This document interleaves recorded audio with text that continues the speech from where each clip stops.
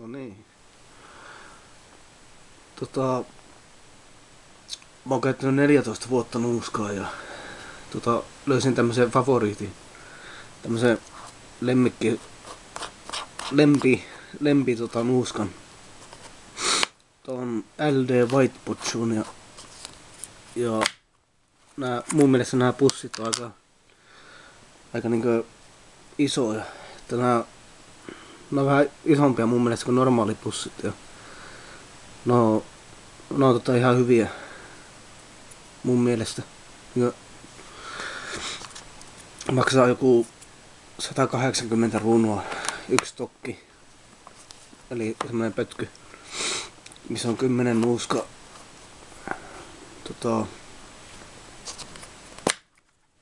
Tän kokoisia pusseja ne on.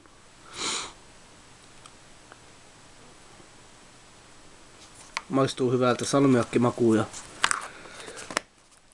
hyvältä maistuu.